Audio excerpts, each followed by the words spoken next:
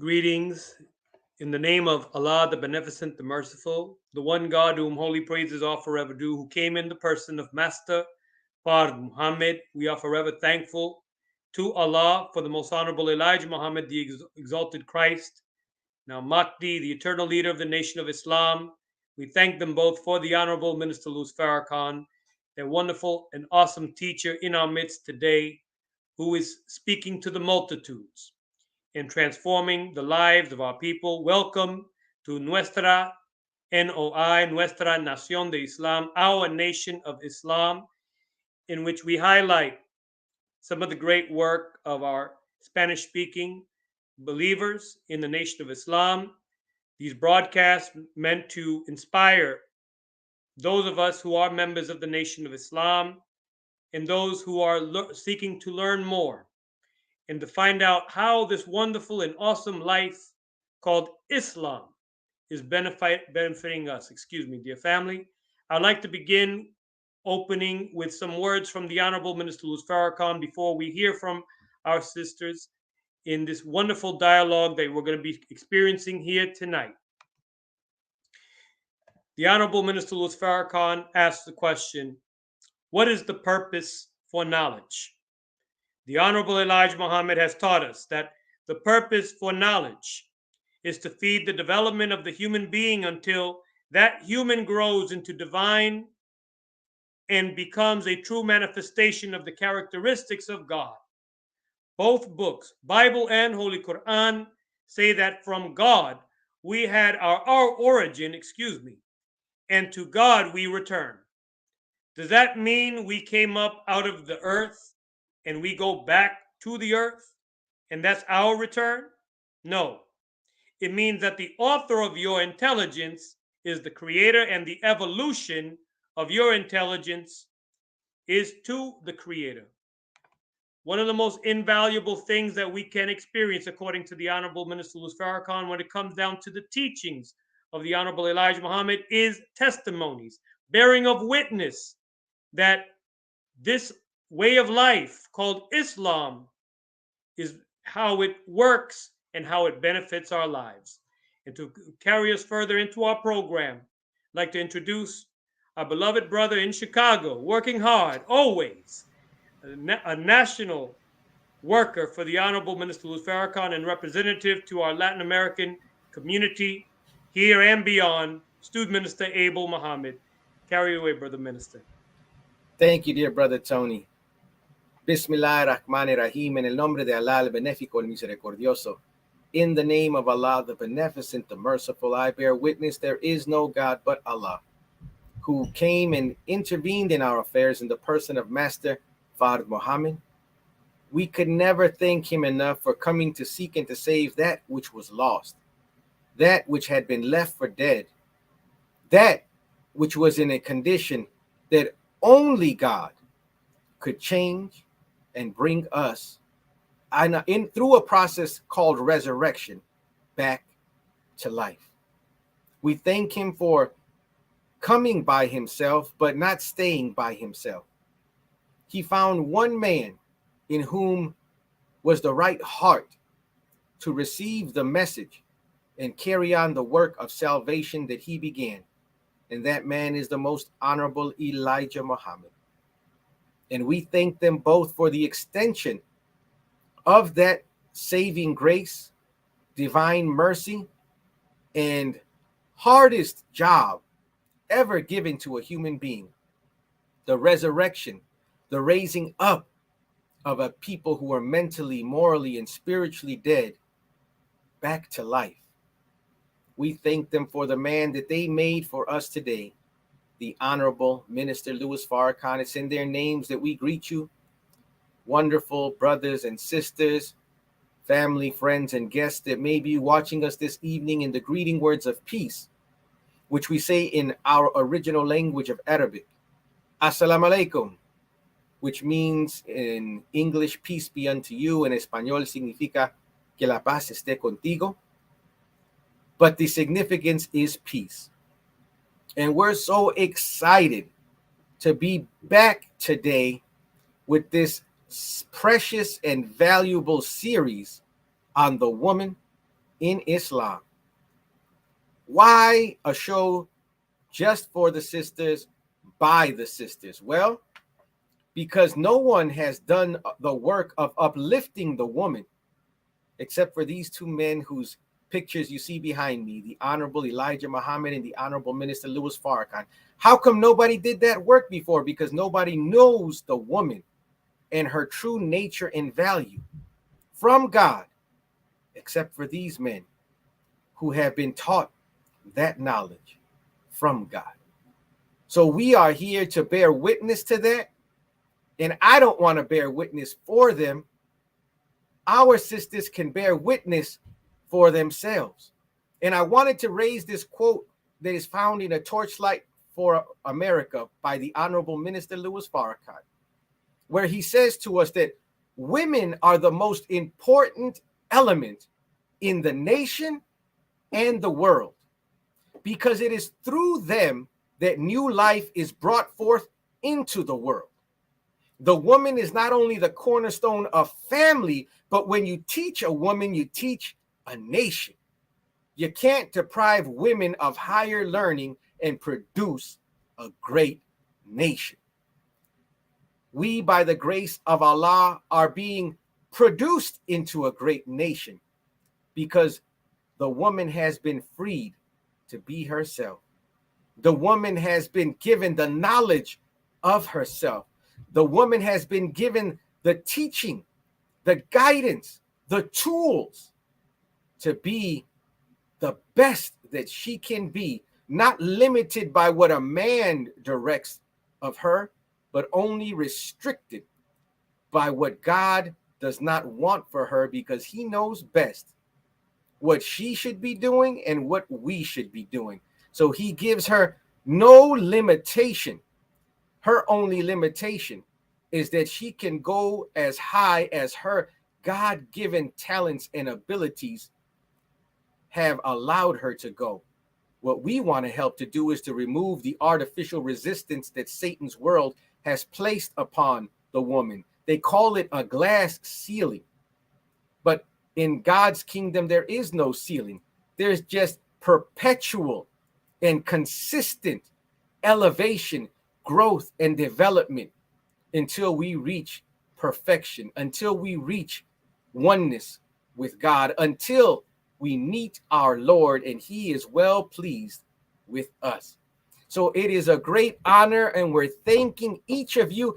Tag somebody right now, tag a sister, tag a brother that needs to hear about what the teachings of the Honorable Elijah Muhammad, as represented by the Honorable Minister Louis Farrakhan, do for the Black woman, do for the original woman, do for the women of Latin America, do for the women of America, do for women, period.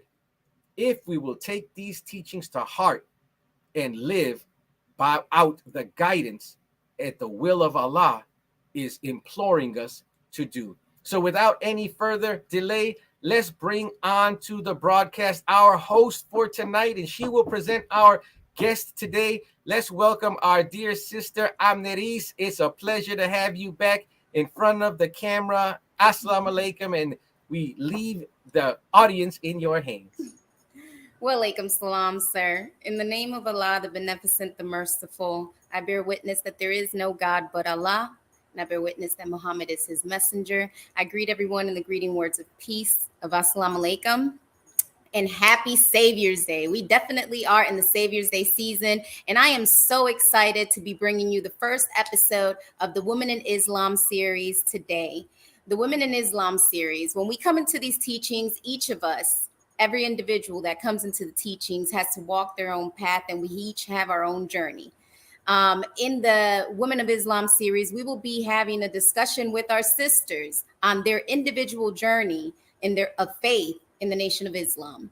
And I am so excited to be and honored to be able to interview each one of our sisters. So please stay tuned for each of our episodes as we come live to you. And today I have a very special sister that I'm excited to introduce.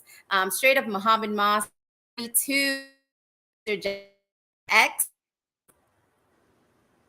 Assalamu alaikum, hermana. Wa alaikum salam, hermana. Thank you for having me. I would first Praise be to Allah. like to bear witness that there is no God but Allah who came to us in the person of Master Fard Muhammad.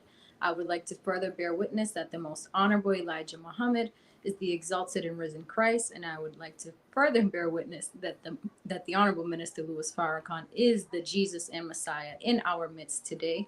I would like to greet you all in the greeting words of peace of Assalamu alaikum en español con la paz. Thank you, Sister Jalexis. We are so grateful for you to have accepted our invitation, and we're so excited to have you here today. So I'm going to get right into it, Sister. Let's do it. Can you go ahead and tell us, Sister Jalexis, we know you're from Muhammad Mosque number 32. Can you tell us where you are, where your family is from, what your nationality is? Yes. So my father, his family comes from the Dominican Republic, and my mother, her family descends from Puerto Rico. Praise be to Allah. Yes. That is very contrasting there, right? if we know the history, we know, right? Yes, That's beautiful. So in that, can you tell us a little bit about how you were first exposed to the teachings of the Most Honorable Elijah Muhammad? Yes, ma'am. So I would definitely like to say it was my husband who came in contact with the teachings at first. He heard our brother Jay Electronica, some of his music and how he features the minister. And my husband had been hooked with a clip that the brother had shared speaking about how we are the real children of Israel.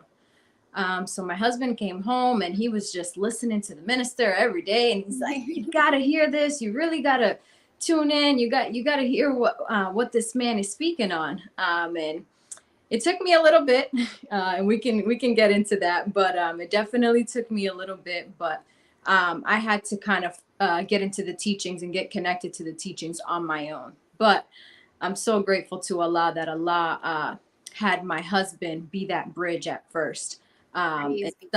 Somehow, some way to connect him, he connected me. Yes, ma'am. So in that, what was it about the teachings that attracted you personally?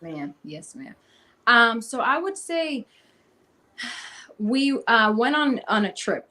We went on a trip to Grand Rapids, Michigan. And my husband had connected with a brother on social media in Michigan. And he said, "I don't know what it is about this brother, but I want to go visit him. So would you like to come on the trip?" So we went on the trip to Grand Rapids. Again, I wasn't really understanding why we were going, but Allah has his way to work. So that same weekend just so happened to be the weekend of the Criterion. So we were actually in Michigan where the farm is, and we got to listen to the Criterion. It was a monumental weekend when I was able to connect, see my husband connect with the brother and just see the display of him and his family. I said to myself, I said, this brother and sister are glowing. And I said, whatever they have, I want it. So we came back and we immediately got to writing our letters. And I would definitely say that was a part of it. And then also Sunday webcast with student minister Ishmael Muhammad. He is really, he's doing an amazing job connecting, I would say, not only just everyone, but I would say more specifically my generation. He's just hitting every nail on the head. And I'm so grateful to have, during that time, the pandemic, to have been able to sit at home and listen to these teachings that were really just waking me up from the dead, we can say. Yes, ma'am. For lack of a better term, but everything that he was saying was just hitting on a different point in my life. And then, with the trip, it just put the bow on it for me. And I said I wanted to dive in. Praise be to Allah. So you would say that is basically what made you decide to join the Nation of Islam. Praise be to Allah. And it's that Muslim glow, right? You say that the brothers and sisters were glowing. It's what we call the Muslim glow, right? Praise be to Allah. So I know that we each have our own experience with our families when we first decide to join, specifically our so-called Latino families when we decide to join the Nation of Islam. How did your family react when you decided to join? I would say initially it was something new. Praise be to Allah. I'm very close with my parents. So they're very open to anything that I'm bringing forth or that I've always tried to bring home.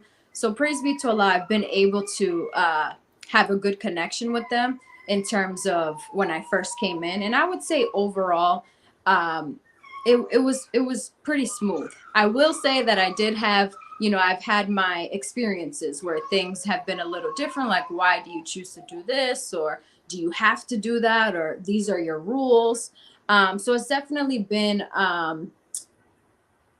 been great to kind of bridge that gap to be able to explain, my side, and why I get so much enjoyment out of it, and how it's not just rules or regulations, but more or less choices that I'm deciding to make, this choice as opposed to that choice. So being able to break it down and explain it, I've definitely been able to see how I've been able to connect with my family on something that in the beginning might have seemed a little different or a little taboo. Yeah. Yeah.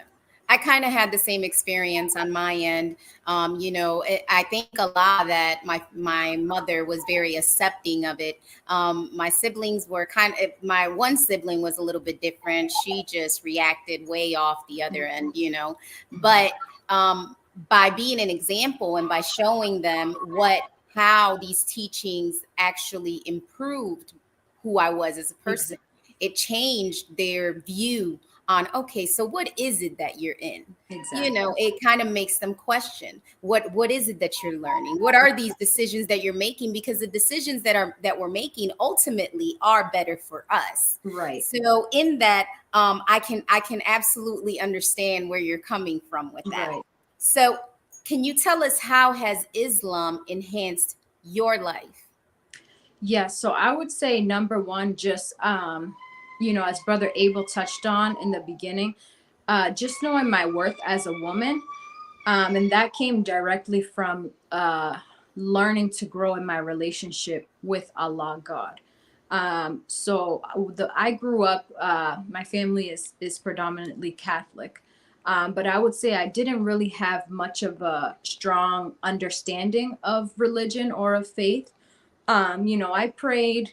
I always respected that there is a God, and I understood that. But as far as anything further than that, I didn't really have that understanding. So being able to come into the teachings and have the minister, the Honorable Minister Louis Farrakhan, be able to break it down in terms that I can relate to at any time, presently, in the 70s, maybe when he was given the lecture, and in the future, to be able to have understood why I needed to grow in my connection to God in order to grow in every other aspect in my life has been life-changing for me. So I would say that that's been the biggest thing about um, the life-changing experiences as far as me being in Islam. I think it's just more or less striving to have that connection with God.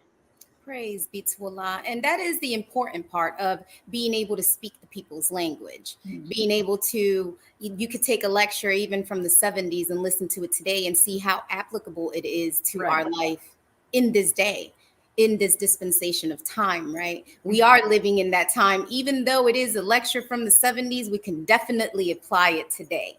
And that's what's beautiful about these teachings, that it's not something that was applicable only yesterday, and today it doesn't matter. No, everything that was applicable yesterday, we can apply it today, tomorrow, and more in the future. So that is the most beautiful thing about the teachings, is that it speaks to each of us individually. Right. And that's the beauty of it, right? Perfect. And if I could just add, I would also say the fact that Islam it's mind, body, soul. It's everything. Islam is everything. So just being able to grow in my connection to Allah spiritually is a way. But following how to eat to live and seeing, the way that now I can fast, or the way that the Muslim glow that we were just speaking on, or just my thinking, at times I can think negatively, or I can I'm not thinking 5 times before I speak. But Islam and the teachings of the most honorable Elijah Muhammad goes into all of that. So not only am I growing in one aspect, but I'm growing in this one and this one and this one and this one. So it's just been, to your point that you were also saying earlier with your family, being able to show that you're growing in so many different areas. So sometimes I feel like our families are like, okay, I can't deny it. You know, she's doing great here. He's doing great there. There's, you know, I can't really complain. So I would just also like to mention that Islam is just, it's monumental. It's everything, mind, body, soul. Yes, it's more than, it's like people say a religion. It's not a religion. It's really a way of life. A way of life, You correct. know, it's the way that we live life, Right. the way that we can extend our lives by Right. how to eat to live, like you just said and mentioned. So I'm going to get into To Infinity Eats. Yes, Because that is part of how to eat to live. And I would love for you to share with us this business venture and exactly what is To Infinity Eats and how did you come about actually doing that? Yes. So To Infinity Eats is a brand that my husband and I have created. It's an organic eats brand. We strive to follow the teachings of how to eat to live. I would say we got into it. About a year ago, I had my first son, and it was new for me being at home and just, you know, solely caring for him and for myself and my husband. So I still wanted to keep busy. So I was always baking, and my husband's like, man, everything that you're baking just tastes so good. And I'm enjoying it so much. He's like, we got to share it. But I kind of put it on the back burner. Then Ramadan came, and we decided during Ramadan, we wanted to let go of meat and just strive to start following how to eat to live. So we were doing that, and we were getting very creative with our recipes. I was always wanting something that tasted like chicken but wasn't chicken, or tasted like this but wasn't it. And I was sharing with a lot of people that were asking for the recipes. So I would say To Infinity Eats strives to be able to give our people a taste of what they're looking for. However, can tweak just a little bit with kind of letting go of the old and bringing in the new. So we do not use white sugar, white flour, no artificial flavors, and everything is organic. So just showing our people that you can simply switch out white flour for wheat flour, or white sugar for brown sugar. Just small little tweaks that can help us still get the taste that we're looking for, but eat to live and also enjoy. Praise be to Allah. And the two books the book that Sister Jalexis is mentioning, it is How to Eat to Live. There's a book 1 and a book 2, which you could get in our Final Call store, that really shows you how to eat to live to prolong life. What is good for you to eat? What you should stay away from? Why you should eat it and why you should stay away from it. And Sister Jalexis, I can say that I have had some of your treats, as I can say. I've had some of your cookies. I have your asim adobo. So I absolutely love it because, you know, coming from a Puerto Rican background, we use a lot of adobo on everything. Yes. So me being letting go of that was kind of, how do I let go of my adobo? Well, now I have a healthier option that I know follows how to eat to live, thanks to Infinity Eats. So I do thank you for that. And if you haven't tried her products, I would definitely try them. The lemon cookies are absolutely the bomb, you know, so I could go on and on about that part. But other than bringing people the food, how do you see yourself contributing to the mission? Yes, so that's been also one of the best parts about To Infinity Eats is when people ask, what is To Infinity Eats, or how did you start? It directly goes back to how to eat to live, and the teachings of the most honorable Elijah Muhammad. So we have the messenger everywhere. So when we go to our pop-ups, we have the book displayed, and we also have the final calls there. So we're passing out final calls as well as giving a sample of our bean pie. So you're kind of getting the best of both worlds. So if, you know, you're not interested in any of the sweets, you at least got to leave with a paper, or you at least got to know that we're getting these teachings from the same man that taught Malcolm X, because you might not know who he is, but you know who Malcolm X is, or you know Muhammad Ali. So it's just been beautiful to connect with all of our people, and it's amazing because people gravitate towards our booth. Praise be to Allah. And it's not just because of the cookies, you know, or the sweets or anything like that, but it's also they want to know what that newspaper is all about, or who's that man on the book, or who's the man on your banner. People are asking the questions. So it's just amazing that they're able to see the teachings and then also taste the teachings when they get a little sample. So we've been striving to keep it all connected, and it's been beautiful. Praise be to Allah. And that's the beauty of it, right? Because they also see that Muslim glow that you have. And they also want, once you set that, you're an example. You know, we're all examples of the Honorable Minister Louis Farrakhan when we're out. So we want to set that example, and you're doing that beautifully. So praise be to Allah.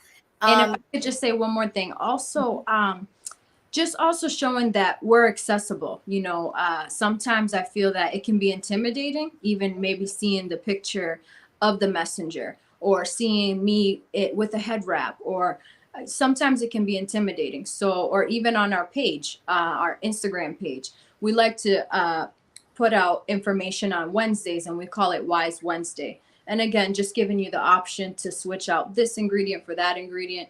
And then we like to do a quick Google search of why you should eliminate pork, right? But then directly across from that, we like to also quote the messenger. So that way you can see today's teaching in 2023 on a Google search directly matches up with the teachings of the most honorable Elijah Muhammad. So it is accessible. It's not just a Muslim thing, you know, it's a Google thing, or it's an everyone thing, you know. So I think that's what's been the biggest mission for us, is just trying to do our best to bridge that gap, you know, because we are accessible. We're not scary or intimidating. Praise be to Allah. And I personally thank you for that, Sister Jalexis, because that is an excellent way of getting these teachings out to the public, you know, and making ourselves accessible as well. That's beautiful. How can you say, like, the teachings of the Honorable Elijah Muhammad have affected yourself, seeing yourself as a so-called Latina? I would say that it's definitely opened up my perspective and my view of how I once viewed it. At times it's been challenging, because in the beginning I would say I didn't identify as a Black woman. And I didn't know, even once I was coming into the teachings and uncovering, you know, how my ancestors are Black and I'm Black. I didn't know if I would be accepted by the Black community by calling myself a sister or calling myself a Black woman. So at first, it kind of, I didn't know. And then if you also go with our Hispanic brothers and sisters and we say that we're Black, they're like, you're Dominican, you're Puerto Rican, you're not Black. So it was a little challenging, and sometimes it still is.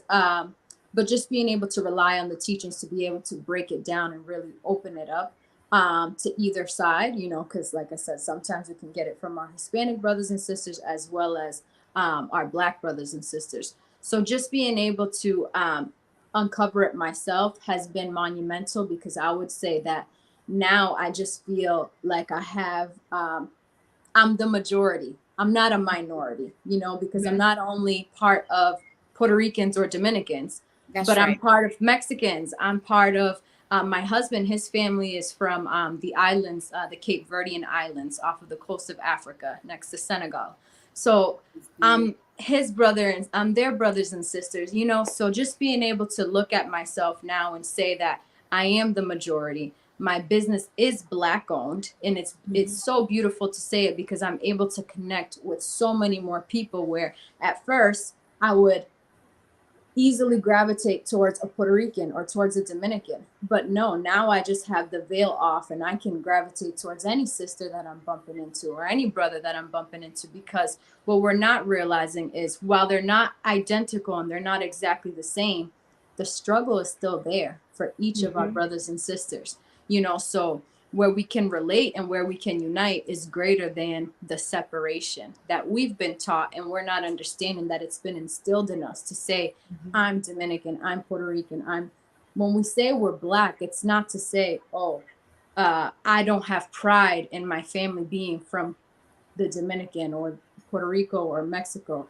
It's not to say that we don't have the pride. That's where our heritage comes from, and it's beautiful.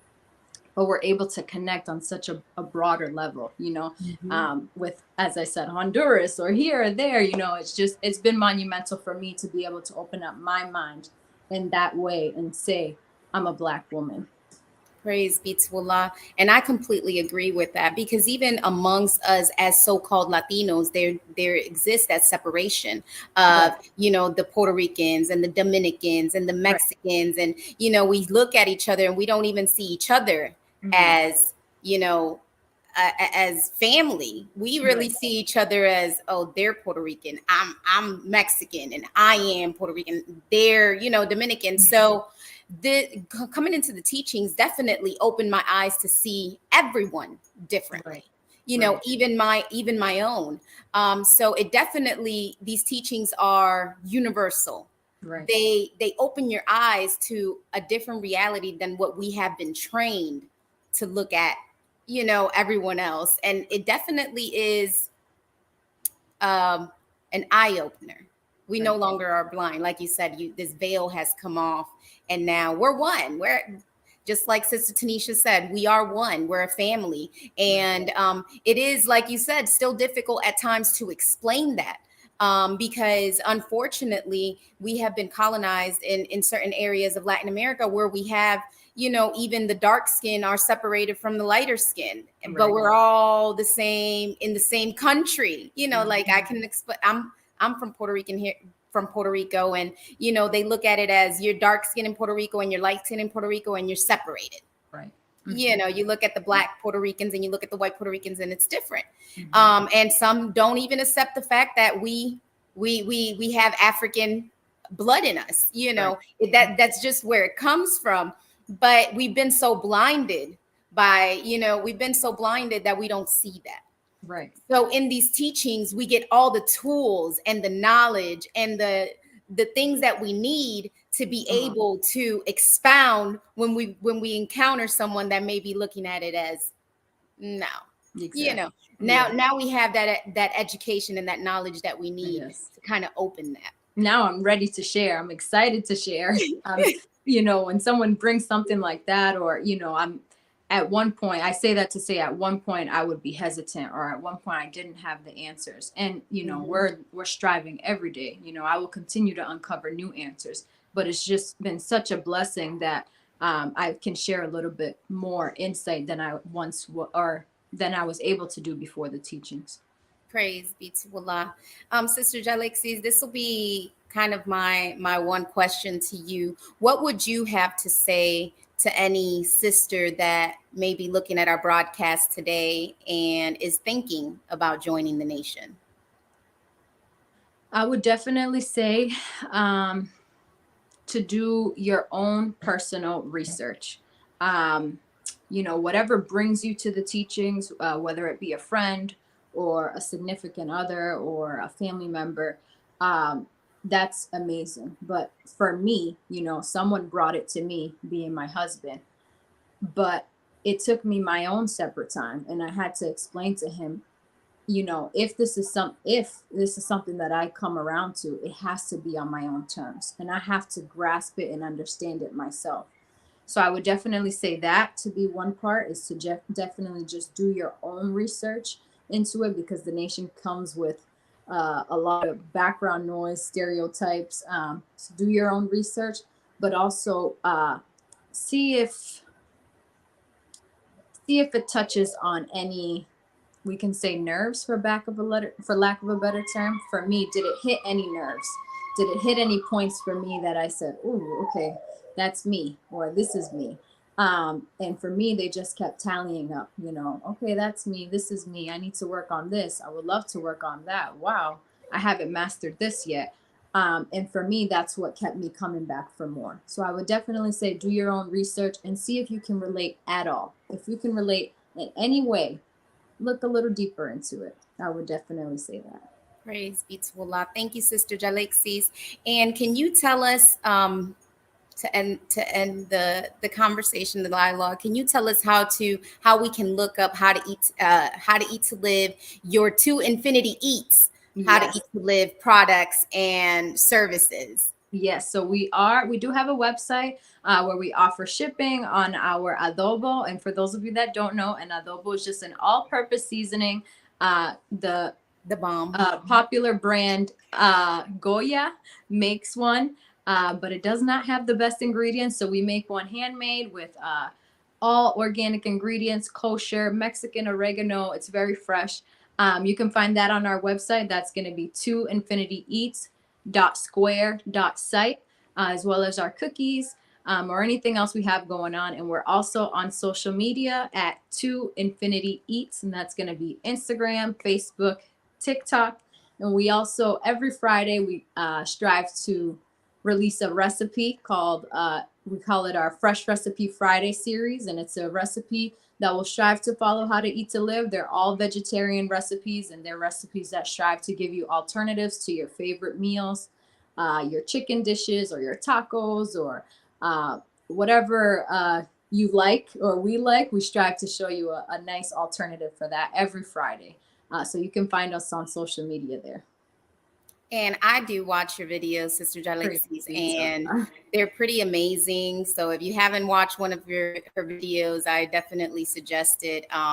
They kind of open up your eyes to try different things. But the adobo, like I said before, is the bomb. So I would at least try that. But I do want to thank you, Sister Jalexis, for giving us the honor of being able to interview you, and for coming on to the show and bringing such a beautiful spirit and such great teaching in your own experience in this journey in Islam. So I do thank you. And inshallah, we shall see each other at Savior's Day. Yes, ma'am. I want to thank you. Thank you for thinking of me. Thank Brother Abel, and as well as Brother Tony, just for thinking of me and inviting me. This was amazing. And you guys are doing an amazing job just being able or striving to bridge that gap again between all of our brothers and sisters and bring the teachings in such a beautiful manner. You guys are doing a great job. So thank you for all of your hard work. Praise be to Allah. Thank you, Sister Jalexis. And to end the show, our brother Tony will be coming back on to close us out. Our beautiful brother. Thank you, Sister Jalexis, again. And I will bring on Brother Tony. Beautiful. Thank you.